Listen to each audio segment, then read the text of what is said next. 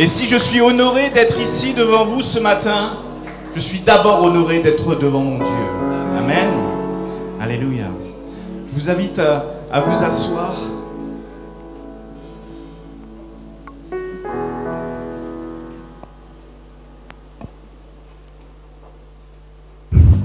L'honneur. C'est vrai, on n'a fait que 3 jours d'enseignement. Aujourd'hui encore, je vais parler du royaume, mais il y aurait tellement à dire sur le royaume. Amen. L'honneur est une valeur du royaume. Mais il y en a tellement qui ont écrit dessus, bon, je ne vais pas le faire. Mais vous comprenez, je suis vraiment honoré d'être devant vous là, ce matin. Parce que, voilà, il y a peut-être pas mal d'années, il y a fait 14 ans avec ma femme qu'on est dans le ministère. Alors je suis pasteur d'une toute petite église, hein, au nord de Paris. Et j'ai la joie d'avoir dans notre église Muriel Verneau-Friedman, qui est donc la petite sœur du pasteur Nzembe. Et du coup, ben voilà, nous travaillons avec la famille de Muriel. Et je suis, comme eux, déjà premièrement des anciens sur l'église, c'est-à-dire qu'on cherche à faire en sorte que la doctrine qui est enseignée dans notre église soit conforme à ce que Dieu veut. Mais surtout, Seigneur, dans cette église, c'est ce qu'on cherche, c'est à fortifier, équiper les familles pour manifester le royaume en toutes circonstances. Amen. Alors Dieu encore m'a fait grâce, hein, parce que derrière l'homme ordinaire que je suis, il a mis une femme extraordinaire. Amen. Ma femme est extraordinaire. De pouvoir rester derrière moi, de pouvoir me supporter comme je suis. Alléluia. J'aurais pensé que les femmes allaient vraiment dire amen à ce truc-là, hein, quand même. On est le 8 extraordinaire. Et c'est vrai que, comme ça a été dit tout à l'heure, c'est pas en fonction d'une journée le 8 mars. Ça n'a rien à voir. C'est que Dieu a établi les choses comme ça. Et pourquoi vous savez pourquoi vous êtes extraordinaire? Parce que Dieu a dit, il n'est pas bon que l'homme soit seul. Amen. Alléluia. Donc c'est vrai que nous avons, ma femme et moi, eu 5 enfants. Et Dieu nous a fait grâce parce qu'ils sont tous les 5 dans le Seigneur. Ils travaillent à leur niveau. Et notamment, on a 2 actuellement qui sont en université biblique aux États-Unis. Et puis nous avons la joie aussi d'avoir un petit-fils, Ézéchiel, qui a 18 mois. C'est notre joie. Hein, pour ceux qui sont grands-parents, ils comprennent ça. Hein. On n'a plus les problèmes et les inconvénients de s'occuper du bébé, mais on profite pleinement de ce qu'est un enfant. Amen. En tout cas, si nous sommes ici au Congo, c'est parce que Dieu veut qu'on soit là. Franchement, je ne suis pas le genre à chercher à développer mon ministère, à développer... Ça me suffit, moi, ce que j'ai en France. Mais vous savez que moi, j'ai appris quelque chose, c'est quand Dieu me dit quelque chose, j'évite de lui résister le moins longtemps possible. Parce que j'aime quand Dieu peut utiliser. Hein, j'ai parlé pendant ces semaines de Jacob, de l'usurpateur. Hein, c'est ce que ça voulait dire. De l'usurpateur que je suis, le vase d'argile que je suis. Quand Dieu peut m'utiliser pour manifester sa gloire. Alléluia. C'est merveilleux. Et si on est ici en France, en Congo, c'est parce que justement on y représenté la fondation qui est mise en place, une fondation qui s'appelle Jacques-André Verneau. Et on a la joie de travailler donc avec le pasteur Pindou et sa femme pour cette fondation. Donc il y a quelque chose qui est en train de se faire, donc on sent développer la vision que le pasteur Jacques-André Verneau avait concernant le bateau médical sur le fleuve du Congo. Amen. Donc je vous invite vraiment à prier pour cela, parce que c'est sûr que c'est une fondation, peut-être vous dire, ouais mais bon c'est un système qui est utilisé. Non. On a reçu des paroles, et franchement je crois que cette parole, parce que justement le pasteur Verneau n'a eu que des filles. Et ce passage qui est dans la Bible, au nombre 27, parle des filles de Tsélophate qui réclament l'héritage pour pouvoir entrer dans la terre promise. Et les filles Verneau ont réclamé l'héritage. Hein? Et qu'est-ce qu'a dit Dieu à Moïse? Parce que quand Moïse est venu lui dire, attends, il y a des femmes, tu te rends compte, des femmes, elles réclament leur héritage. Jusqu'à présent, donné qu'aux hommes. Qu'est-ce qu'a dit Dieu? Oui, elles ont raison. Et Dieu, à ce moment-là, a établi une nouvelle loi.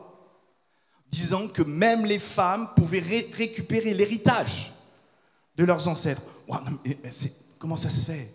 Mais par contre, Dieu a mis une condition pour cela.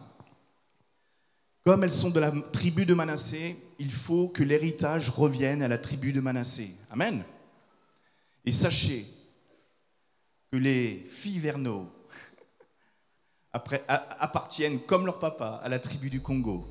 Et leur héritage reviendra pour le Congo. Amen. Parce que c'est ça qui va être manifesté à travers cette fondation. Donc vraiment, je vous invite à continuer de prier pour que ça se réalise. Et je sais que ça va se réaliser parce que les choses s'ouvrent, les portes s'ouvrent pleinement sur le Congo, des choses magnifiques sont en train de se mettre en avant. Donc aujourd'hui, c'est vrai que j'avais préparé un message pour le royaume, un cœur pour le royaume. C'était le titre de mon message, c'est le titre toujours, je vais le laisser, mais j'ai l'impression que de toute façon, tout ce qui a été fait avant, c'est mon message, c'est fait. Parce que vous avez vraiment aussi cette empreinte du royaume qui est déjà manifestée, en vous occupant des enfants. Mais on va essayer quand même d'approfondir ensemble. Parce qu'on n'approfondit jamais assez. Amen. Il est important de comprendre que la parole de Dieu n'est pas simplement faite pour être lue une fois ou connaître. Tu peux la connaître par cœur, la parole de Dieu. Mais si elle n'est pas en train d'aller profondément en toi, d'être ancrée, quand va arriver la tempête, qu'est-ce qui va se passer? Tu vas partir. Être ancré profondément, c'est que prendre conscience que maintenant, non seulement tu appartiens à Christ, mais tu manifestes Christ. Je disais cette chose-là cette semaine, encore des fois, c'est parce que c'est ma façon de prêcher un petit peu. Je choque les gens pour qu'on se pose les vraies questions. Où je disais simplement, je ne suis pas un croyant, je ne crois pas en Dieu. Waouh! Non, parce que moi, je sais que Dieu existe. Alléluia. Je sais qu'il est vivant. C'est une différence. Parce que maintenant, personne ne peut m'enlever ma croyance. Mais c'est important d'aller toujours plus loin. Dieu est le Dieu qui vous fait dépasser les limites. Qui vous fait aller au-delà de qui vous êtes, de ce que vous pensez être. Amen. Et c'est là aussi, quand vous rentrez dans ces dépassements de limites, que vous rentrez dans la dimension du royaume de Dieu. Amen. Donc c'est pour ça que cette semaine, on a vu plusieurs points. On a vu que, oui, déjà que Jésus-Christ devait premièrement venir rétablir son royaume sur cette terre pour pouvoir le confier à son Père céleste, à notre Père céleste. Et que justement, j'avais pris cette image de l'arche, comme l'arche de Noé qui représente son royaume. Nous avons surtout vu aussi le principe que l'héritage du royaume se donne aux enfants de Dieu, pas aux serviteurs. L'héritage, il faut être enfant de Dieu, pas simplement serviteur de Dieu. Le service à Dieu ne prime pas sur le fait que tu es un enfant de Dieu. Et surtout, nous savons parler aussi du fait que nous devons continuer à nous sanctifier, à nous purifier. Nous devons sans cesse continuer à essayer de nous regarder dans un miroir afin que nous soyons transformés de gloire en gloire. À qui? À son image, à lui. Et pour finir, on avait vu que nous sommes tous et nous devons tous manifester la dimension d'ambassadeurs et d'ambassadrices du royaume à venir. Amen. Ça veut dire que l'ambassadeur, il ne répond pas aux lois du royaume dans lequel il est des cieux, il répond aux lois du royaume d'où il est envoyé. Et c'est le royaume des cieux qui nous envoie sur cette terre. Donc ça veut dire que je dois d'abord obéir à mon Dieu. Amen. Toutes ces choses-là, on l'a vu, et c'est vrai que ce matin, quand on a un cœur pour le royaume, quand on le cherche, on est confronté à plein de choses. Et c'était intéressant de voir que, c'est vrai, déjà, non seulement nous prenons conscience que Jésus-Christ, et ça, dans la parole, parlait plus du royaume que de l'Église. Nous, on cherche trop souvent à se dire « je vais bâtir une église, je vais faire quelque chose ». La parole ne me dit pas ça. La parole me dit, c'est Jésus qui bâtit l'église. Amen. Mais quand tu viens à l'église, quand tu manifestes l'église, là, Dieu te transforme pour t'équiper et être un représentant de son royaume. Et c'est ça qu'il faut rechercher. Alors, on est conscient que cette église manifeste le royaume, mais surtout, nous voulons être conscients. Et nous en avons parlé. Il n'y a qu'une seule porte. Il n'y en a pas 50, il n'y en a pas une seule porte pour entrer dans ce royaume. Et c'est encore Jésus-Christ. Amen. Donc en voyant tout cela, c'est vrai qu'on se pose plein de questions, on se dit, mais finalement, Qu'est-ce que c'est? Qu'est-ce qui se passe dans le royaume? Et Seigneur, je ne sais peut-être pas vous, et moi, des fois, je me pose des questions. Seigneur, et surtout, je prie dans ce sens-là. Seigneur, fais que dans ton royaume, je sois simplement assis à côté de ma femme. Et vous savez pourquoi je prie cette prière-là? Parce que je sais que ma femme sera beaucoup plus proche que moi du Père dans le royaume que moi. Alors je me dis, oh Seigneur, si je pouvais au moins être aussi proche que ma femme et de toi. Comprenez bien, des fois on se pose des questions. Et on voit même que justement les disciples, et dans ce fameux passage qui a été cité tout à l'heure par le pasteur, dans Matthieu chapitre 18, versets 1 à 6, il était écrit: en ce moment, les disciples s'approchèrent de Jésus et dirent: qui donc est le plus grand dans le royaume des cieux? Jésus, ayant appelé un petit enfant, le plaça au milieu d'eux et dit: je vous le dis, si vous ne vous convertissez et si vous ne devenez comme les petits enfants, vous n'entrerez pas dans le royaume des cieux. C'est pourquoi quiconque se rendra humble comme ce petit enfant sera plus grand dans le royaume des cieux. Et quiconque reçoit en mon nom un petit enfant comme celui-ci me reçoit moi-même. Mais si quelqu'un scandalisait un de ces petits qui croient en moi, et il vaudrait mieux pour lui qu'on suspendisse à son cou une meule de moulin et qu'on le jetât au fond de la mer. Amen. C'est vrai que aujourd'hui on aime bien manifester le royaume et surtout faire en sorte qu'il soit manifesté sur cette terre. Et il sera vraiment établi que quand Jésus-Christ reviendra. Et c'est lui qui, là, en discutant avec ses disciples, il leur parle de comment pouvoir accéder à ce royaume. Alors c'est vrai que nous sommes tous, peut-être des fois comme ses disciples, à se dire, ouais, qui c'est qui sera au premier rang? Qui c'est qui va être placé pas loin de notre Seigneur lors du repas des noces? Est-ce que Jésus a choisi des témoins? Est-ce qui sera le plus grand? En tout cas, l'homme reste toujours l'homme dans ces circonstances. Notre orgueil agit toujours pour « moi j'en ai fait plus que l'autre quand même pour le royaume. Je mérite plus. » Alors là, on voit que Jésus donne 2 conditions quand même pour entrer dans le royaume céleste. Et c'est vrai qu'il en parle à ses disciples. Alors pour moi, c'est vrai qu'ils ne devraient pas avoir de questions à se poser. Pour eux, ils devraient savoir qu'ils sont dans le royaume. Bien que si on regarde bien le contexte, Jésus non seulement s'adresse à tous ses disciples, et dans ses disciples, il y a aussi Judas l'Iscariote. D'accord? Donc ça veut dire que voilà, Jésus il aime bien rappeler, et j'aime bien pour ça parce que Jésus a toujours enseigné à travers des histoires, des paraboles, des images. Mais là, il a quand même relevé 2 points essentiels. Le premier, c'est la conversion. On va tous dire, oui, non, c'est normal, c'est évident. Oui, mais on va voir que c'est conversion, si on regarde bien la définition de ce mot et qu'on approfondisse. Alors oui, on va voir que c'est un changement, c'est-à-dire un changement de direction. Je vais dans ce sens-là, je fais une conversion, je change de direction. On sait que c'est aussi une transformation d'un objet, de sa nature et de sa fonction. Nous devons, par notre conversion, être transformés. Amen. Et moi, je ne sais pas vous, mais moi, je m'aperçois que à chaque fois que Dieu me transforme, et plus je m'aperçois que j'ai encore des choses à transformer dans ma vie. Ça, c'est vraiment une attitude qu'il faut avoir. Mais surtout, c'est une adaptation quand on fait une conversion à des nouvelles fonctions. Dieu va nous donne des nouvelles fonctions quand on se convertit, et automatiquement, il faut s'adapter. Il faut savoir utiliser cette conversion pour manifester quelque chose de nouveau. Alors, c'est sûr qu'on utilise aussi surtout le terme conversion dans le fait de changer de religion. On a changé de conviction religieuse. Donc ce que je voudrais simplement vous dire, c'est que même si Jésus parle en parabole, il ramène des choses essentielles. La question qu'on doit vraiment se poser, puisqu'il s'adresse à ses disciples, c'est est-ce qu'on est complètement converti? Et la réponse, je crois que c'est non. La conversion est un processus. Amen. C'est toujours à continuer. J'ai toujours des parties en moi, des mentalités, des réflexions à convertir. Amen.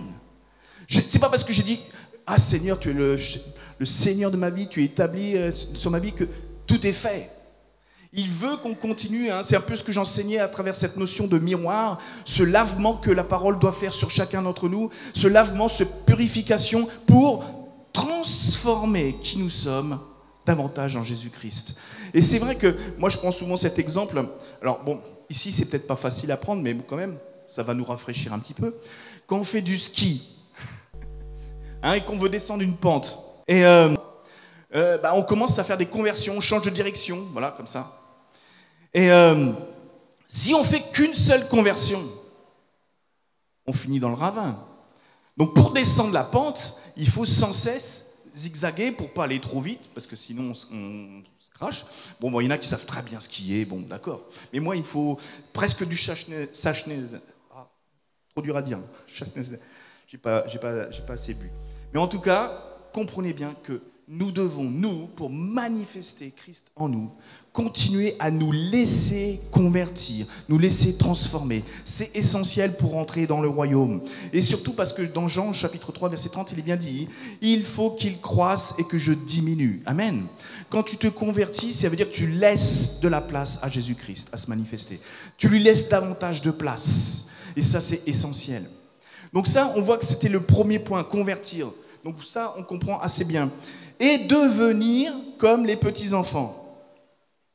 Et comme tout ce que j'ai aussi enseigné cette semaine, c'est que chaque mot, chaque chose qui est écrite dans la parole de Dieu ne peut être retirée. Si Jésus a dit « et », ça veut bien dire « et ». Ce n'est pas une option. C'est « il faut devenir comme cet enfant ». Il faut non seulement se convertir, mais aussi manifester un cœur d'enfant. Donc c'est vrai que ça, c'est quelque chose qui nous interpelle. Et surtout, ça rappelle ce que Jésus-Christ disait à Nicodème dans Jean 3,3. Jésus lui répondit, en vérité, je te le dis, si un homme ne naît de nouveau, il ne peut voir le royaume de Dieu. Amen. Cette nouvelle naissance annonce que nous devenons à nouveau un enfant pour notre Père Céleste. Ta nouvelle naissance fait que tu dois redevenir comme un enfant. Trop souvent, on dit oui, je suis né nouveau, tout ça. Et on oublie le fait que, je suis redevenu un enfant. Je dois vraiment réapprendre. Je dois à nouveau me réenseigner. Je dois revoir toute la façon dont je vois ma vie jusqu'à présent. Il faut que je change. Parce que mes filtres ont changé, mes lunettes ont changé, ma capacité de regarder les choses a changé. Parce que je suis né de nouveau. Donc, on sait pertinemment qu'une chose qui est essentielle et qui est représentée par l'image de l'enfant, c'est que sur un enfant, c'est l'image, ce qu'on appelle d'une page blanche. Tout peut être réécrit. On sait maintenant que de l'âge de 1 à 6 ans, les enfants sont de vraies éponges. Ils apprennent essentiellement beaucoup de choses. Ils ont une capacité à recevoir les enseignements qui est optimale. Quand tu redeviens une nouvelle personne, quand tu nais nouveau, que tu redeviens... Au début, tu peux absorber un maximum de principes du royaume. Alors ne cherche pas à réfléchir en te disant est-ce que ça fonctionne? Non, absorbe, reçois. Tu es un enfant, tu es là pour apprendre. Et Seigneur, ça fonctionne comme ça. Si vous saviez qu'à partir du moment où j'étais converti, c'était en 96 et on s'est baptisé en 97 avec ma femme. Vous voyez, je ne suis pas converti, je suis pas. Il a fallu tout un processus pour Dieu. Et à partir de 2004, je fonctionnais déjà dans le pastorat. J'étais déjà à la tête d'une église. Parce que quand j'ai commencé à servir le Seigneur et témoigner pour lui, j'ai dit non, je ne vais plus fonctionner avec mes principes, mais avec tes principes, Seigneur. Et ça va très vite. Et franchement, déjà à ce moment-là, ma femme m'avait dit ouais, tu deviendras pasteur. J'ai jamais fait et jamais servi pour être pasteur. Mais il a fallu que je reconnaisse ce que Dieu faisait dans ma vie. Et même actuellement, on est dans une période de Shabbat, ma femme et moi, pendant 3 mois, on est en train de se ressourcer. Et il a fallu que Dieu me dise, va au Congo. Et là, oui, je me retrouve devant des milliers de gens dans une église, chose que jamais j'aurais pu penser. Et que Dieu a réalisé. Pourquoi? Parce que Dieu il avait promis en tout cas à travers ma femme au tout début. Et vous voyez, Dieu est celui qui prend attention à tous ces détails. Je sais que vous avez plein de projets, plein de choses en vous que vous ne voyez pas manifester. Mais si vous restez cet enfant, ce cœur d'enfant, cette page blanche, dit Seigneur, imprime, j'ai besoin de plus, vous verrez qu'il va vous édifier, il va construire quelque chose de puissant. Nous sommes une page blanche parce que nous reconnaissons que nous avons un nouveau Père Céleste. Notre Père Céleste, c'est lui et lui seul. Nous reconnaissons surtout que nous voulons le laisser, lui seul, écrire sur le livre de notre vie. Et vous verrez les choses. C'est important de voir ces choses-là comme ça. Parce que Dieu, il aime les cœurs d'enfants. Amen. Alors c'est sûr qu'on se dit, oui, mais l'enfant, c'est la simplicité. C'est vrai qu'il y a beaucoup de paroles d'enfants qu'on entend. Donc je vous ai partagé que j'ai ma fille donc, qui est aux États-Unis, qui est maintenant en âge avancé, et qui a du caractère, disons, et que j'ai partagé qu'elle a reçu une parole du Seigneur lui disant tu vas venir travailler au Congo. Et ça, c'était avant qu'on lui dise qu'on vienne au Congo. Et surtout quand elle était petite, voilà, sa maman était en train de lui reprocher certaines choses, et qu'elle commence à lui dire oui, mais maman, arrête de me parler, j'ai mal aux jambes. Vous voyez, les enfants, ils disent des paroles, ils disent des choses qui ont quelque chose, un sens dans leur cœur. Et puis nous, c'est des paroles d'enfants. C'est une simplicité. Mais pour eux, ça veut dire quelque chose. Amen. Hein? Comme cet enfant, ce jeune enfant, Alex, qui va, à l'âge de 6 ans, au mariage de sa tante, et tout d'un coup, dans une église catholique, il voit une grosse bougie pascale. Hein, vous savez que chez les catholiques, il y a la grosse bougie. Et qui dit, il va y avoir un gros gâteau, il faut bougie. Les enfants, c'est simple. Ils fonctionnent comme ça. Restons simples. La parole, finalement, à chaque fois, on la trouve compliquée. Mais tous les enseignements de Jésus-Christ, si vous les regardez bien, ils sont simples. Je ne dis pas qu'ils sont faciles à réaliser, mais ils sont simples. Laisse ton cœur devenir comme celui d'un enfant. Parce que quand on est un enfant, on fait les choses simplement. Comme cet enfant, cette petite fille qui va voir son père et qui lui fait un petit dessin et qui lui dit « Regarde mon dessin, papa !» Et le père qui prend son dessin et qui lui dit « Oh, merci ma chérie, elle est belle ta pizza !» Et puis la petite fille qui lui dit « Hé papa, c'est la famille ! J'ai dessiné la famille !» Ah oui, c'est la famille ça ? Ah oui. Là, l'anchois, c'est toi, papa, j'ai dessiné. Vous savez, je crois que Dieu, il est comme ça avec nous. Moi, j'étais voir Dieu, je lui ai dit, t'as vu un peu ? T'as vu ? T'as vu mon église ? Et Dieu, il a dit, elle est pas mal ta pizza. Ah oui, c'est une église. On fait les choses simplement comme on est. Parce qu'à chaque fois, Dieu, il fera comme ce papa-là. Il prendra le travail qu'on fait pour lui et il l'accrochera sur son frigidaire. Bon, si Dieu a un frigidaire. Parce qu'il aime ce qu'on fait naturellement pour lui. Amen. C'est sûr que ce qu'on fait n'est pas forcément parfait, mais à partir du moment que c'est fait avec amour pour lui, comme un enfant, Dieu l'aimera. Est-ce que vous croyez qu'un père peut déchirer le dessin de sa fille qui vient de lui amener devant lui ? Non. Il espère simplement que l'enfant qu'elle est va grandir pour pouvoir apprendre à mieux dessiner. Amen. Vous savez, on se dit, on ne veut pas être des enfants. Ils sont trop naïfs, les enfants. Hein ? Trop naïfs, c'est vrai. Et j'avais aussi l'exemple d'une personne qui disait à son enfant, ferme les yeux, je vais te donner à manger. Il avait des cerises. Et l'enfant a naturellement fermé les yeux parce que son papa lui avait demandé. Et lui, il voulait lui mettre dans la bouche une cerise, vous savez, un peu gâtée, un peu pourrie, tout ça. Et là, le Saint-Esprit l'a repris, lui dit, tu vois, lui au moins, mon enfant, il a confiance. Est-ce que tu crois que moi, Dieu, je vais te mettre dans la bouche des trucs qui sont gâtés, qui sont pas bons ? Non. Les enfants ne sont pas naïfs. Ils savent dans quel monde ils vivent. Vous savez, actuellement, en Suède, il y a Greta Thunberg, une jeune fille qui a initié la grève. Elle fait grève de l'école tous les vendredis.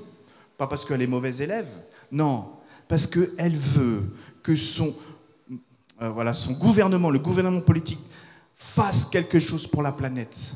Qu'ils arrêtent, qu'ils changent la politique.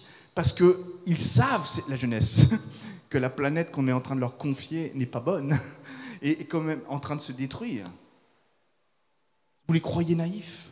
Et j'ai vu récemment dans un article, justement parce que vous savez qu'en France, les gilets jaunes et tout ça, avec notre président, du coup notre président il s'est mis M. Macron à aller faire des débats avec les gens pour discuter, pour essayer de calmer un peu le jeu.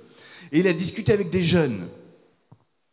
Et j'étais époustouflé quand un jeune lui a posé cette question-là. Parce que les gilets jaunes, il faut bien comprendre, ça a commencé au début parce qu'on voulait mettre une taxe écologique sur l'essence, le gasoil. Donc on voulait mettre une taxe pour avoir de l'argent pour diminuer les pollutions. Ça, c'est le principe humain adulte. Et ce jeune lui a posé la question. Si apparemment l'écologie est une question d'argent, à quoi estimez-vous le prix d'une nouvelle terre? Waouh! Ah oui! Et en gros, il s'adresse aux adultes. Les jeunes s'adressent. Si tout est argent, si tout est... Est-ce que vous êtes prêts à nous payer une nouvelle terre?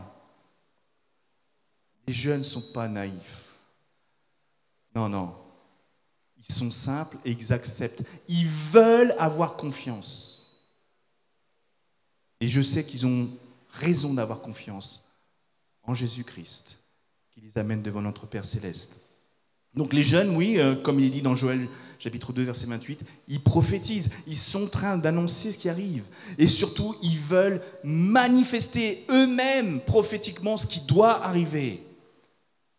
Et c'est pour ça qu'il faut les équiper. C'est pour ça que je suis béni quand je vois tout ce qui est fait ici pour les jeunes. Mais il faut savoir en tout cas que dans le projet de Dieu, les enfants sont censés grandir, même dans le projet de Dieu. Ça veut dire que leur cœur ne doit pas changer, il doit rester humble, il doit continuer à être simple, mais ils doivent grandir, puisque la mission de l'humanité sur Terre, c'est quand même de manifester le royaume pour l'instant, autant faire se peut, à l'image de celui qui est dans les cieux. Donc, on voit cet exemple, un peu plus loin avec Jésus-Christ, mais il faut bien comprendre et intégrer que pour la Bible, la parole de Dieu, la notion d'enfance n'est pas une valeur par elle-même. La Bible parle de l'enfant en fonction de son cœur. Et ça, c'est essentiel. Puisque nous retrouvons Jésus-Christ, vous le savez, à cet âge de 12 ans, qui était dans le temple pendant 3 jours, à enseigner les enseignants. Waouh! Il enseignait les enseignants, et quand ses parents sont arrivés, 3 jours après, il leur a dit Jésus. Franchement, on pourrait se poser plein de questions, mais qu'est-ce qu'il leur a dit Jésus? Ne savez-vous pas que je dois faire les affaires de mon Père? Waouh! Alors, on est tous d'accord, ce n'est pas les affaires de Joseph. Joseph était charpentier, et ce n'est pas dans le temple qu'on négocie le bois, donc il ne faisait pas les affaires de Joseph, il fait les affaires de son Père Céleste. Amen. Et dans ce passage, ce qui est merveilleux, c'est que malgré tout, comme Jésus-Christ savait que ce n'était pas son temps, et qu'il obéissait toujours à son Père, il s'est soumis à ses parents. Amen. Donc pour tous les enfants, en tout cas, il faut bien comprendre que la soumission aux parents n'est pas non plus une option. Si Jésus s'est soumis à ses parents, ça veut dire que nos enfants doivent aussi se soumettre à leurs parents. Mais là, ce qui est merveilleux, c'est ce verset 52 dans Luc 2. Et Jésus croissait en sagesse, en stature et en grâce devant Dieu et devant les hommes. On veut manifester le royaume, mais on est prêt à manifester le royaume que dans l'église, que devant Dieu. Mais les hommes, le monde, l'extérieur, Seigneur, occupe-toi-en. Ou envoie des évangélistes, envoie des missionnaires. Mais Seigneur, moi je suis bien là. Je suis dans mon église, j'ai ma chaise, j'ai mon truc, c'est bon. C'est pas le tout d'avoir un cœur d'enfant simple et tout ça. Mais encore faut-il se laisser transformer pour grandir aussi. Alors grandir en sagesse, ça veut dire quoi? Je vous rappelle que la sagesse se fonde sur la crainte de l'Éternel. Amen. Nous ne pouvons pas manifester la sagesse de Dieu si nous n'avons pas la crainte de Dieu. La sagesse, c'est simplement comprendre que oui, non seulement je suis devenu un enfant de Dieu, mais je dois obéir à Dieu. Amen. Si on regarde bien sur terre, Jésus-Christ n'a fait qu'une seule chose. Qu'une seule. Il a obéi à son Père. Amen. Non pas ma volonté, il a dit, mais ta volonté. Il a fait que ça. Pourquoi ? Parce que Jésus-Christ, toute sa vie humaine sur terre, était une vie pour nous enseigner que si lui, il a pu le faire en tant qu'homme humain, nous pourrions, entre guillemets, normalement le faire. Mais en tout cas, nous inspirer, comme dans un miroir, de gloire en gloire à son image, nous inspirer de ce qu'il fait et de ce qu'il a fait. Donc la sagesse, c'est obéir à Dieu, à notre Père, avec une crainte, une saine crainte, bien sûr. Et surtout, après, il dit en stature. La stature, ça veut dire que Jésus-Christ, à 12 ans, avait l'autorité pour parler. Parce que, est-ce que vous croyez que les pharisiens, tous les enseignants qui étaient dans ce temple, à ce moment-là, les sacrificateurs, tout ça, est-ce que vous croyez qu'ils auraient écouté son enseignement pendant 3 jours parce qu'il avait de beaux yeux? À votre avis? Ou parce que lui, il enseignait avec une stature, avec une autorité? Ah oui, moi je suis chrétien, je suis enfant de Dieu. Et l'autorité, t'en as une? T'en fais quoi? Ah oui, mais je ne veux pas montrer à tout le monde que... Non. Si tu vis selon les principes de la parole, quand tu dois proclamer la parole de Dieu, tu la proclames. Et l'autorité, c'est pas toi, elle vient du Père. Hein, c'est bien dit, hein, toute autorité vient de Dieu. Même l'autorité sur nos gouvernements. Mais si déjà, nous, en tant qu'enfants de Dieu, on n'applique pas cette autorité pour manifester le royaume, ça ne marchera pas. Donc, vous avez une stature à manifester. Et c'est marqué en grâce. La grâce confiée. Alors vous savez que, bon, oui, il y a la grâce de Dieu, Dieu fait grâce, alléluia. Mais Dieu nous a aussi confié gracieusement ce qu'on appelle des dons, des talents, des capacités. C'est notre grâce. Chacun d'entre nous, nous avons des grâces particulières que Dieu nous a données. Et si tu ne les manifestes pas, à quoi ça sert ? Chacun, vous devez, et nous devons tous, non seulement être enfants de Dieu, mais grandir en sagesse, en stature avec l'autorité qu'il nous a donnée. C'est pour ça que je parlais de cette dimension d'ambassadeur. Quand tu es un ambassadeur, tu as une autorité, tu représentes le royaume d'où tu viens. Et les autorités qui sont dans le monde que tu vis n'ont rien à voir, ils ne peuvent pas t'infliger leurs lois. Hein? Vous êtes d'accord avec moi? Hein, les ambassadeurs, vous savez, les fameux corps diplomatiques là, qui se permettent de faire tout et n'importe quoi parce que, voilà, on ne peut pas les toucher. Mais spirituellement, ça marche pour vous en tant qu'enfant de Dieu. Amen. Mais il ne faut pas faire n'importe quoi pour le royaume de Dieu non plus. Et surtout parce que Dieu vous a équipé, vous a donné une grâce, des grâces, c'est-à-dire des dons. Faites-les grandir, faites-les fructifier. Et vous verrez, là vous manifesterez les choses qui viennent vraiment du royaume. Être comme un enfant, c'est permettre à Dieu de nous révéler son cœur. Amen. Son cœur. Dieu, c'est sûr qu'il a donné la parole, mais qu'est-ce qu'il a dit? Mais la loi tue, mais c'est l'esprit qui vivifie. L'esprit de Dieu. Et nous ne pouvons pas non plus dire sans cesse la parole de Dieu si l'Esprit n'est pas là pour nous aider à faire en sorte que cette parole devienne une parole de douceur pour édifier, fortifier. le peuple de Dieu. Mais non seulement le peuple de Dieu, mais aussi ceux qui ne connaissent pas Dieu. Amen. Matthieu chapitre 11, verset 25, il dit « En ce temps-là, Jésus prit la parole et dit « Je te loue, Père Seigneur du ciel et de la terre, que tu as caché ces choses aux sages et aux intelligents, et ce que tu les as révélées aux enfants. » Waouh! Notre occupation d'adulte nous empêche tellement de voir et de comprendre ce que Dieu veut faire avec chacun d'entre nous. Nous croyons parce que nous allons agir sur cette terre de façon vraiment adulte. Ouais, moi j'y réfléchis, c'est comme ça qu'il faut faire. Alors Seigneur, c'est vrai que tu as dit des choses, c'est pas mal dans ta Bible, hein, j'ai lu, c'est sympa. Mais moi je vais te montrer des trucs, tu vois, on peut faire autrement. Hein? Vous savez, cette attitude que Job a eue avec Dieu. Et Dieu, à un moment, il dit, ok, Job, vas-y, instruis-moi. Mais t'étais où quand j'ai créé la terre? T'étais où quand j'ai créé les cieux? On est souvent comme ça en tant qu'adulte. On veut dire à Dieu comment faire. Mais t'étais où quand il a créé tout ça?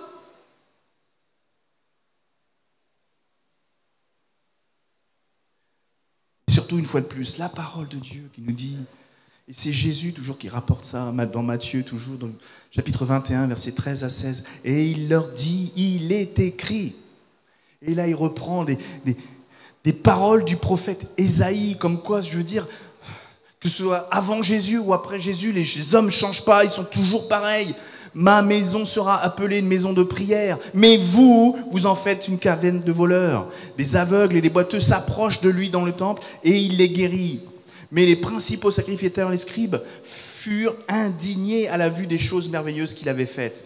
Et des enfants qui criaient dans le temple, « Hosanna !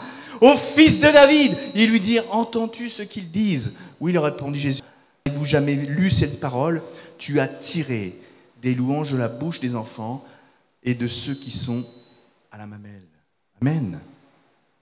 Quand on a un cœur d'enfant, vraiment un cœur de Dieu, on ne voit plus les choses de façon naturelle. On voit les choses vraiment spirituellement. C'est les enfants qui ont reconnu que Jésus-Christ était le Fils de Dieu. Vous savez, il faut être clair, hein, si Dieu ne peut pas vous utiliser, eh ben, il passera à quelqu'un d'autre. Il va utiliser une génération après. Mais quand toutes les générations travaillent ensemble, c'est plus puissant. Amen. Parce que c'est ce que veut Dieu. Parce que la vraie question, c'est vrai qu'on pourrait se poser, c'est les adultes qui doivent apprendre aux enfants ou c'est les adultes qui doivent apprendre des enfants? Je vous la répète. C'est les adultes qui doivent apprendre aux enfants ou c'est les adultes qui doivent apprendre des enfants? Je vous dirais que c'est les deux en même temps. Ce qu'il faut bien comprendre, et je vais résumer un peu tout ça, c'est que l'enfant, le cœur d'enfant, la disposition d'un enfant par rapport au monde qui l'entoure, c'est le modèle que Dieu nous demande de suivre. D'accord? L'adulte, lui, représente l'expérience. Il représente finalement la dimension du témoignage. C'est parce que nous, les adultes, normalement, nous sommes des enfants qui avons de l'expérience. Amen. Cette expérience qui rappelle sans cesse que notre Dieu est miséricordieux, qu'il est bon, qu'il est merveilleux. Amen. Combien de témoignages nous avons? C'est vrai que des petits-enfants, ils ne vont pas avoir de témoignages. Ils conçoivent aussi naturellement les principes du royaume, les principes de Dieu, mais ils n'ont pas de témoignage. Mais Dieu veut qu'on soit aussi des témoins. Donc l'adulte, c'est le porteur d'expérience. Et il faut finalement que l'on soit un modèle, un enfant, avec de l'expérience pour manifester notre dimension d'enfant de Dieu. Amen. Et c'est En tout cas, un modèle qui doit nous permettre de vivre au jour le jour. Et une expérience qui doit nous permettre de persévérer.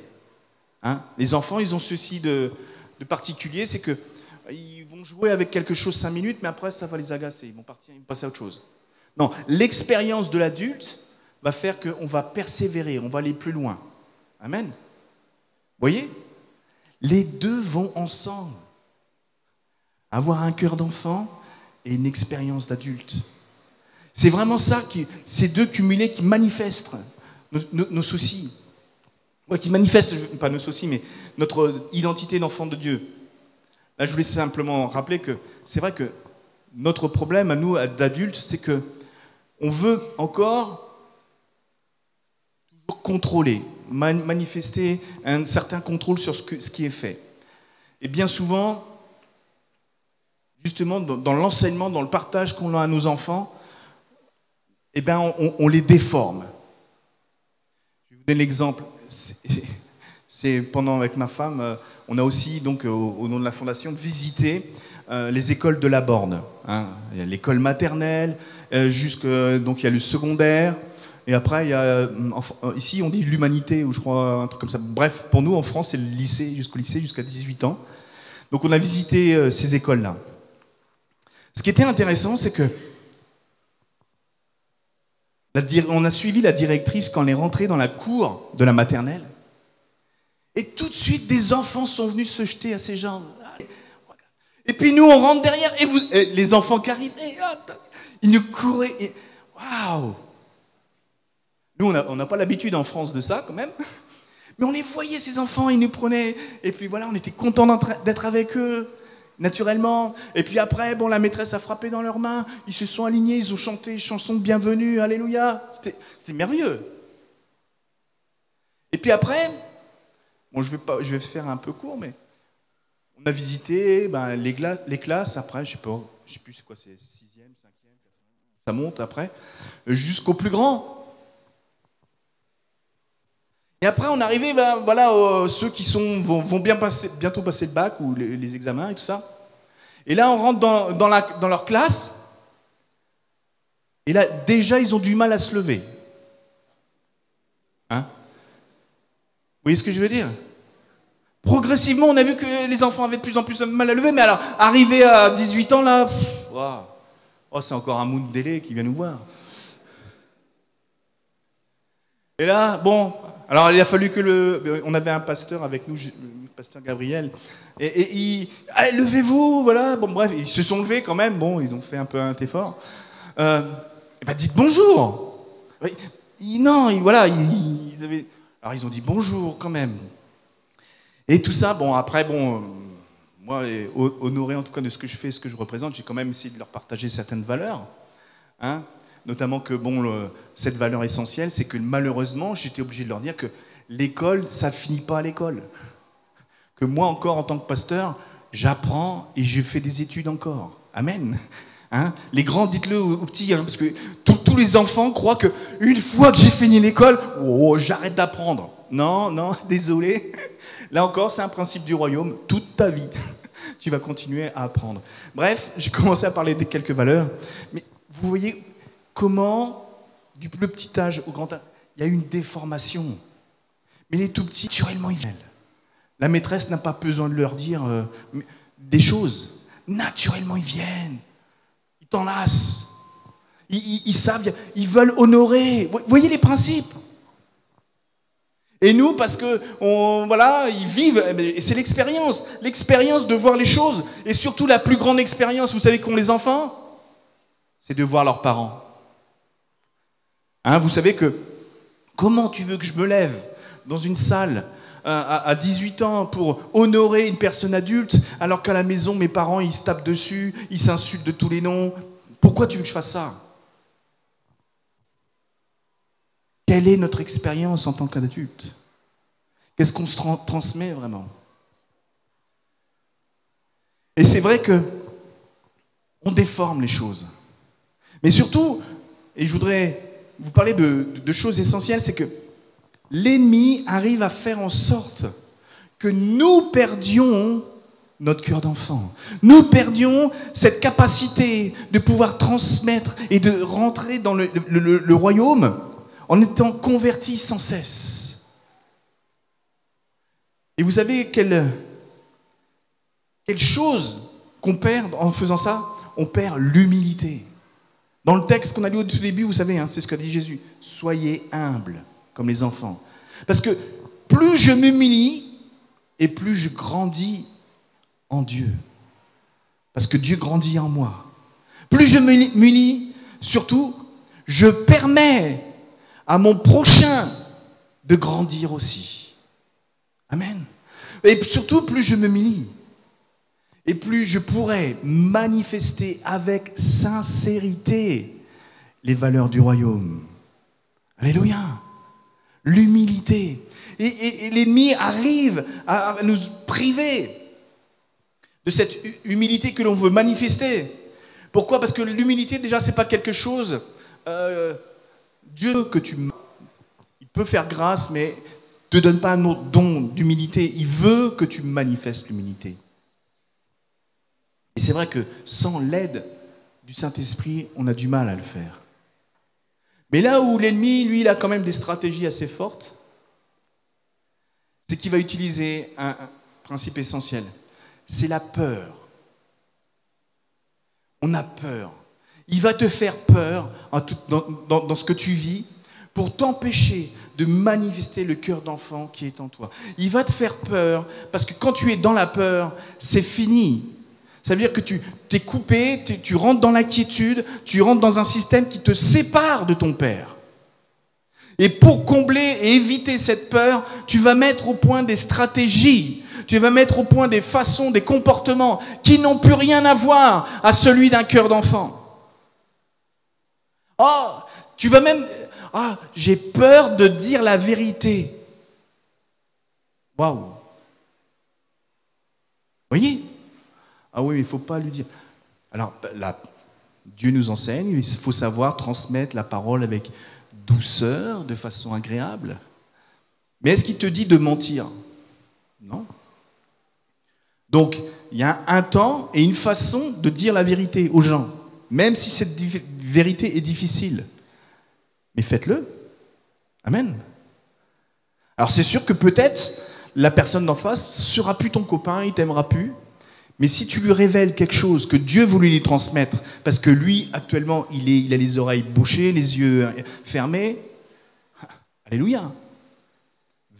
Vaut mieux faire la volonté de Dieu que de laisser quelqu'un continuer à persévérer dans des défauts, dans des faiblesses.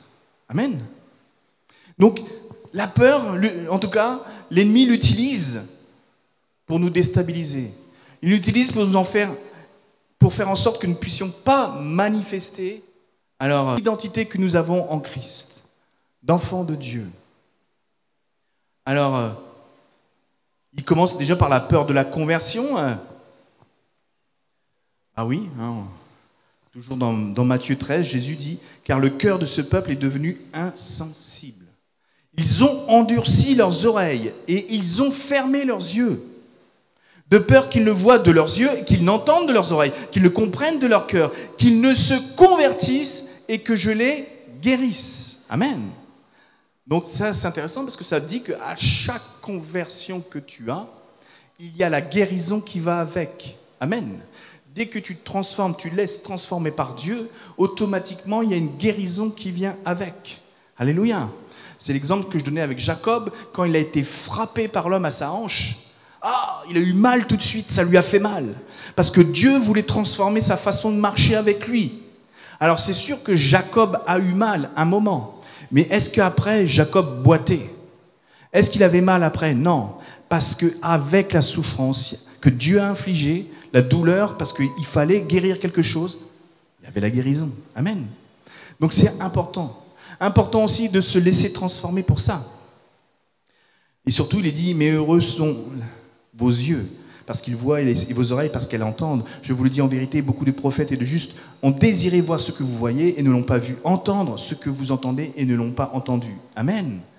Alors bien sûr, on pourra me dire, oui, mais parce que justement, c'était au moment où Jésus était là, et qu'ils ont vu le Messie lui-même, Jésus sur terre. Amen. Je crois qu'on veut tous faire ça. On aimerait tellement que là, Jésus devant nous.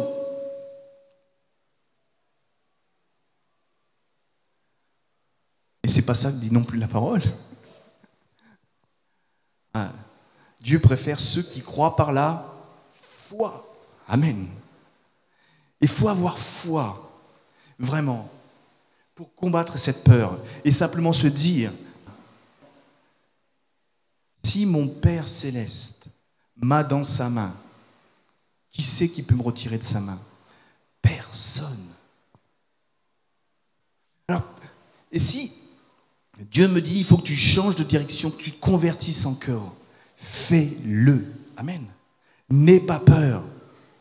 Cette conversion, et ça peut arriver, le témoignage de ma femme par rapport à sa belle-mère, donc ma mère à moi, des fois on se dit, mais non, je ne vais pas dire, je vais pas trancher les choses comme ça. Parce que, ben oui, et bon, pour aller plus loin quand même dans ce témoignage que ma femme a eu, mais à un moment il a fallu aussi donc, que je coupe, elle avait dit le lien, le cordon ombilical qui me relie à ma mère, mais il a fallu que je le coupe spirituellement, malgré que j'étais en âge avancé. Mais à partir du moment que je l'ai fait, et en accord avec ma femme, et qu'on a dit non, maintenant, voilà, il y a une séparation spirituelle à ce niveau-là, pendant 2 ans, j'ai pas été dans les fêtes familiales. Pendant 2 ans, j'étais plus ou moins rejeté de ma famille. Et alors? Qu'est-ce qui est plus important? Que j'applique les principes de Dieu dans mon foyer pour que mon foyer glorifie Dieu? Ou que j'écoute et je suis la culture de ma famille pour être bien avec ma famille? À votre avis, j'aurais des comptes à rendre à la fin à ma mère ou au Père Céleste?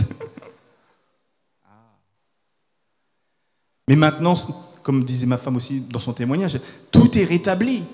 Pourquoi? Parce qu'à partir du moment que tu te laisses convertir, transformer, peut-être que tu vas souffrir, peut-être qu'il va y avoir des souffrances que tu ne voulais pas avoir, mais au fin du fin, si tu es dans la volonté de Dieu, tu verras que l'Esprit Saint va faire en sorte qu'il y ait une consolation, qu'il y ait une réconciliation, parce que c'est l'œuvre de Dieu. Amen. Et c'est important que vous sachiez que vous ne devez pas avoir peur d'ordre. Appliquez les principes de Dieu d'abord dans votre famille. Israël, ça veut dire aussi Dieu prévaut. Dieu d'abord dans toute chose. Et après, votre famille, même si elle vous rejette un temps, vous pourrez lui dire, écoute, c'est pas comme ça que Dieu juge les choses. Dieu juge pas les choses en fonction si je fais un business comme tu veux. Dieu juge les choses en fonction des fruits que l'Esprit a manifestés en moi.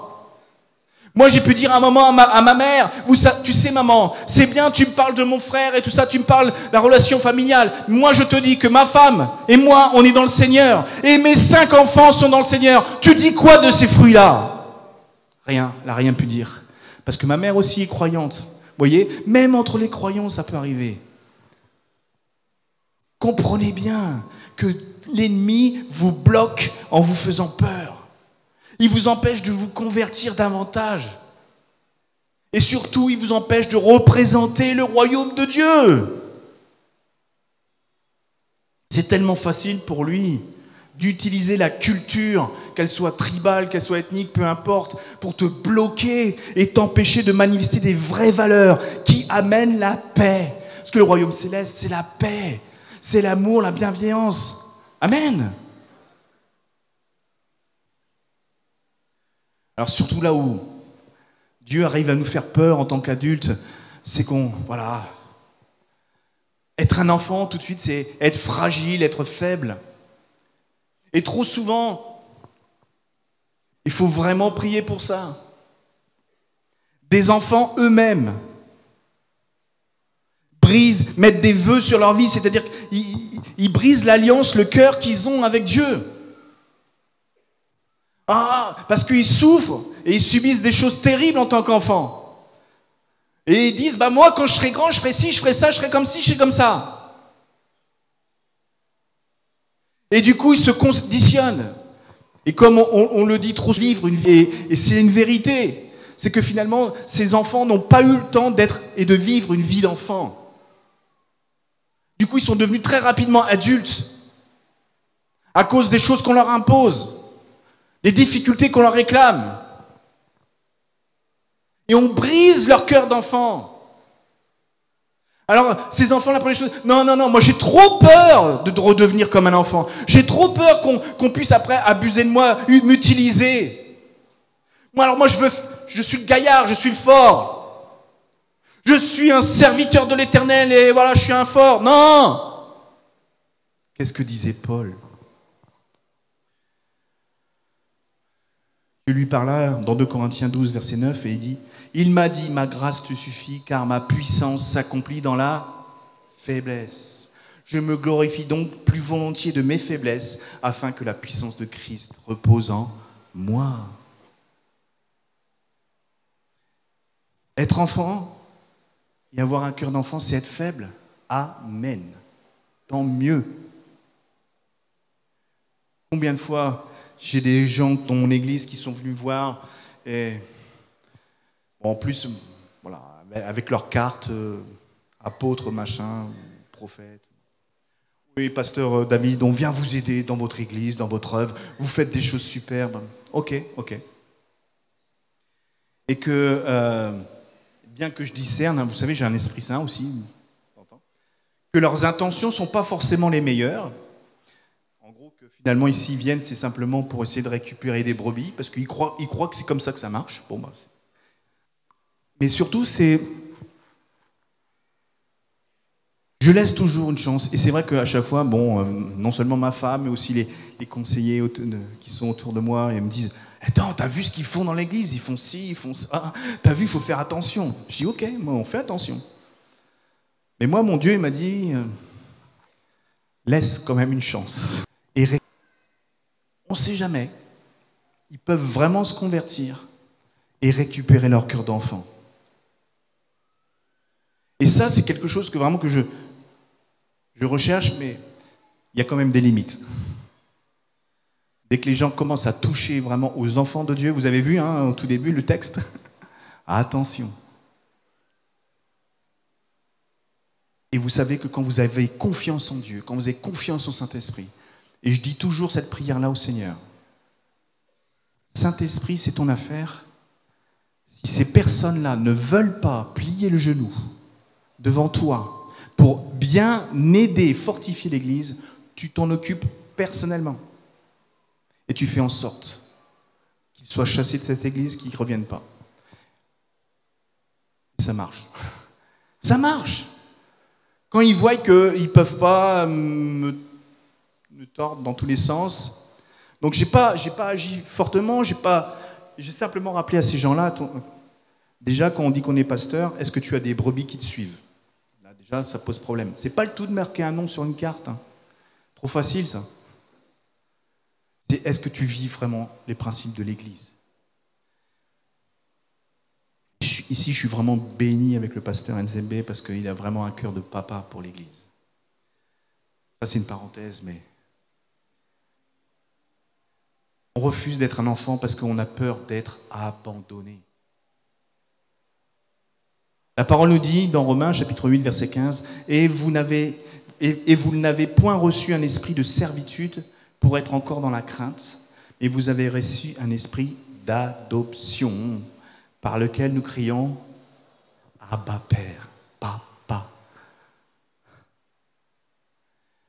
Je la relis parce qu'il y a un vrai...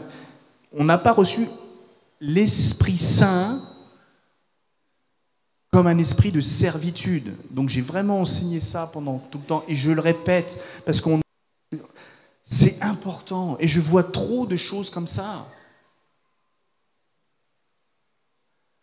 Tu ne peux pas dire que tu es un serviteur de Dieu si tu n'es pas d'abord un enfant de Dieu. Amen. Si tu es un serviteur de Dieu, tu dis oui mais moi je sers Dieu, tu deviens un ouvrier, c'est-à-dire que tu vas avoir ton salaire. Ok, tu auras ton salaire, mais tu ne rentres pas dans l'héritage du royaume. Oui Seigneur, mais on a guéri en ton nom. Seigneur, j'ai prophétisé en ton nom. Et Jésus qui leur dit, je ne te connais pas. Ok, tu as fait ton boulot de serviteur de Dieu. Mais tu n'étais pas un enfant de Dieu. C'est un esprit d'adoption. Ça veut dire que quand tu es enfant de Dieu et que tu prends cette dimension-là, le royaume t'appartient déjà. Amen. Et la vraie puissance dans ces versets-là, c'est que la tradition juive, qu'est-ce qu'elle nous dit? Tout enfant de filiation, les enfants de sang, le père peut les renier. Mais les enfants d'adoption, le père ne peut pas. Amen. À partir du moment où tu deviens un enfant d'adoption, Dieu ne peut plus te retirer ton héritage. C'est merveilleux. Le royaume t'appartient. Tu dois manifester. Tu es ambassadeur pas seulement du royaume de ton père, tu es aussi ambassadeur de ton royaume. Comprenez bien qu'il vous appartient déjà. Il ne pourra pas se faire manifester sur terre tant que Jésus-Christ ne sera pas là. Mais Dieu nous demande, si tu es déjà propriétaire de ce royaume, agis comme si tu étais dans ce royaume. Amen. Et ce n'est pas simplement des convertis que tu dois faire, mais tu dois convertir ta nation. Le Congo doit être converti. Et pour ça, c'est parce que justement dans mon travail, dans mon aide, dans mes paroles, dans tout ce que je manifeste d'abord les principes du royaume. Joseph était un conseiller du Pharaon. Il a changé toute l'Égypte parce qu'il faisait ce que Dieu lui disait. Toute l'Égypte. À un point tel que quand il a fait revenir son père Jacob, parce que Jacob est retourné en Égypte, il a quitté l'Israël pour passer par l'Égypte.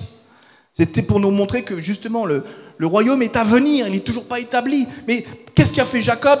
Alors déjà la première chose qu'il a fait, Dieu prévaut, Dieu Israël. Avant de rentrer en terre d'Égypte, il a fait un autel. Il a bien demandé à Dieu, c'est vrai, tu veux vraiment que j'aille en Égypte? Quand on te propose un boulot, un travail, avec un salaire, super salaire, est-ce que tu dis oui tout de suite ou tu dis attends, je fais un hôtel, je demande à mon Dieu d'abord? Oh non, mais il y a de l'argent là quand même, oh! Attends, est-ce que tu as demandé à Dieu d'abord? Dieu, il a confirmé à Jacob, oui, il va en Égypte. Et vous savez quelle est la première chose que Jacob a fait en Égypte, grâce à son fils Joseph? Il a béni Pharaon. Wow. Dieu est grand. Amen. Quand tu te comportes comme un enfant de Dieu, que tu valorises les valeurs du royaume, oh, Dieu peut faire n'importe quoi. Il pourra faire n'importe quoi avec vous. Peut-être que vous allez pouvoir bénir des hommes d'État. Peut-être que vous allez pouvoir bénir des gens parce que vous représentez le royaume. Et eux, qu'est-ce qu'ils vont discerner en vous? L'autorité qui est sur vous. Et cette autorité-là, elle vient pas de qui je suis, elle vient parce que c'est Dieu qui a établi sur moi une autorité qui vient du royaume. Et quand vous manifestez vraiment ces valeurs, le Congo va changer. Amen. Alléluia. Et vous avez tout compris, et vraiment, c'est sur ce point-là que je voudrais insister ce matin. L'Arche d'Alliance, cette église à Massina, grâce. Donc vous avez compris? Ça veut dire que vous avez des talents particuliers qui ne sont pas ailleurs, des talents, des grâces. Cette grâce, c'est de s'occuper des enfants comme vous faites. Cette grâce, c'est de privilégier l'enfant parce que vous voulez garder ce cœur d'enfant. Priez et faites tout pour que cette église reste un lieu où partout dans Kinshasa, partout dans le Congo, on dise « Ah, tu veux connaître le cœur d'un enfant ? Va voir à l'Arche d'Alliance, Massina, tu vas voir. Ils savent faire en sorte que nos enfants soient éduqués, transformés par la puissance d'en haut. Ils leur donnent la capacité de pouvoir intervenir. Amen. Dieu a bien dit que même les enfants vont prophétiser, hein, pas que les vieillards. Laissons la jeunesse prophétiser. Manifester ce monde qu'ils veulent voir. Parce que l'inspiration qu'ils ont, elle vient du royaume des cieux. Avec la puissance de Dieu et la puissance du Saint-Esprit, eux pourront faire changer les choses. Amen. C'est essentiel. Et surtout, je sais aussi que si on met les enfants, si on éduque les enfants et on transmet ces valeurs du royaume, bah déjà, il y aura toutes les mamans pour les protéger. Amen. Hein, les mamans, on est d'accord? On ne touche pas à nos enfants. Mais après, les papas, eux, ils doivent faire en sorte de manifester et de transmettre, non seulement dans leur foyer, mais partout où ils vont, où ils travaillent, l'intégrité du cœur de Dieu. Amen. Vous savez que vous êtes confrontés, je le sais que vous êtes confrontés à des distorsions, des déformations sociétales importantes. On a les mêmes en Europe. Vous inquiétez pas, chaque nation a ses problèmes. Hein, vous savez que nous, maintenant, ma femme n'est pas une mère, c'est parent numéro 1 et moi je suis le parent numéro 2. C'est comme ça qu'on marque sur les papiers maintenant en France. Waouh, vous voyez, la société va toujours continuer à déformer les principes de Dieu, à croire que ça va aller mieux. C'est faux. Vous, Dieu veut vous équiper pour protéger l'enfant. Et comme je le rappelais aussi, si Dieu veut que l'on manifeste le royaume, il veut que l'on manifeste avec justice. Et la justice de Dieu ne fonctionne que sur 3 choses. Il faut que tu t'occupes de la veuve, de l'orphelin et de l'étranger. Amen. La veuve, l'orphelin, l'étranger. C'est les faibles dans la structure, dans la société. Ce sont les faibles. Si tu ne marches pas comme Jacob a fait à la fin avec les plus lents, avec les plus faibles, si tu crois que faire ton ministère, c'est être vu avec des gens en autorité, non, il faut que tu sois avec les plus faibles. Combien de fois maintenant, et même en France, on voit ça, des femmes seules avec des enfants. Je sais qu'au Congo, voilà, quand on entend parler que le monsieur il a plusieurs bureaux, ça veut dire que, voilà, il y a des femmes qui se retrouvent toutes seules avec des enfants à élever. Ah oui, le papa il va essayer de donner un petit peu d'argent, tout ça. C'est pas comme ça que ça marche, les principes du royaume. Mais nous, en tant qu'ambassadeurs du royaume, on doit dire, oh, faut que ça arrête ça. C'est pas la justice de Dieu qui est manifestée. C'est pas parce que tu donnes un peu d'argent à ton bureau numéro 2 que ça va mieux. Non. Là, tu n'es pas du tout dans la volonté de Dieu et tu es en train de manifester les œuvres de l'ennemi.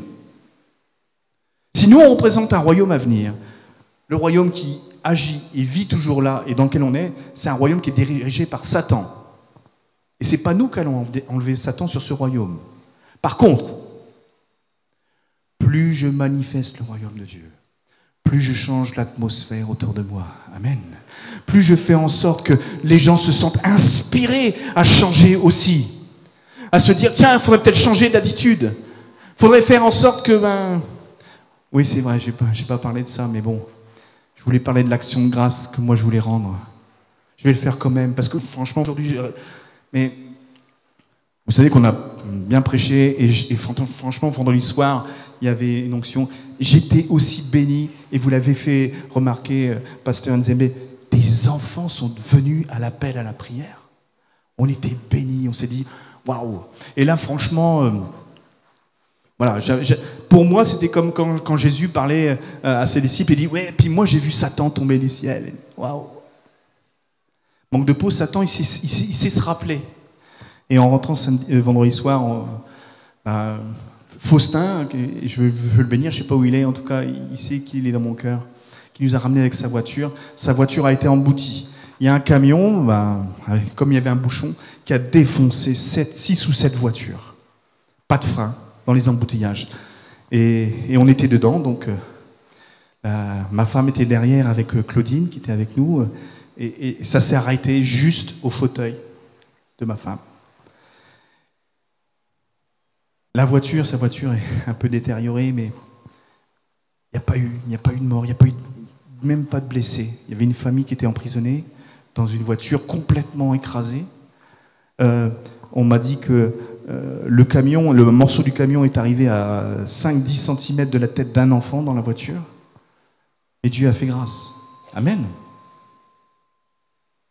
Est-ce que vous croyez que ça m'a empêché de continuer à refléter les principes du royaume? Non. Ça jamais.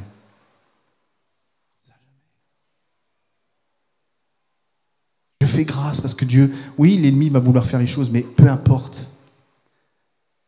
Si votre Église continue à manifester ce qu'elle fait pour les enfants, les bénir, les équiper pour qu'ils soient l'Église d'aujourd'hui, vous verrez vraiment les choses changer à Massina et autour. Et enseigner le royaume, c'est pas simplement enseigner de venir à l'église et la parole de Dieu. C'est la mettre en pratique. Amen. Et quand franchement la parole, regardez, c'est en pratique, je crois que avant de conduire un camion, les gens vont regarder si les freins marchent. Amen. Hein? Bon, je sais que vous allez me dire, mais c'est le Congo, mais oui, mais il y a des choses qui sont... Bon. On met sur des boutiques le nom de Dieu parce qu'on veut bénir. Je vais être béni. On met sur les taxis jaunes là. Oui, Dieu est avec moi. Si Dieu est avec moi, qui sera contre moi? Et je voyais le même taxi jaune, son pneu complètement usé. Il y a une file qui tourne. Et si jamais son pneu crève, la vie des gens qui sont dans son bus, ça fait quoi? Le nom de Jésus, la puissance du royaume, c'est pas des fétiches. C'est pas parce que tu marques son nom sur ta voiture que ça va aller mieux. C'est est-ce que tu entretiens ta voiture? Est-ce que tu veilles qu'il y ait une sécurité? Dieu, c'est le Dieu de la vie. Et si tu préserves pas la vie, tu auras affaire à Dieu. Et ça commence par ça. Prendre conscience. L'ennemi va vouloir nous déstabiliser. Mais pratiquez le royaume et vous verrez l'ambiance changer autour de vous. Et je sais que c'est à venir. Je le sens dans l'esprit. Actuellement, il y a des choses qui se font au Congo. Et même si c'est un Mundele qui vous parle, sachez que mon cœur est vraiment pour ce pays. J'ai vu tellement de belles choses magnifiques. Une créativité. Vous avez des dons, des grâces particulières dans ce pays. Mais elles sont tellement déviées, usées par le monde. Faites en sorte que la puissance du Saint-Esprit ramène à la vie tous vos dons, vos grâces, votre créativité. Ah oui, Seigneur, maintenant.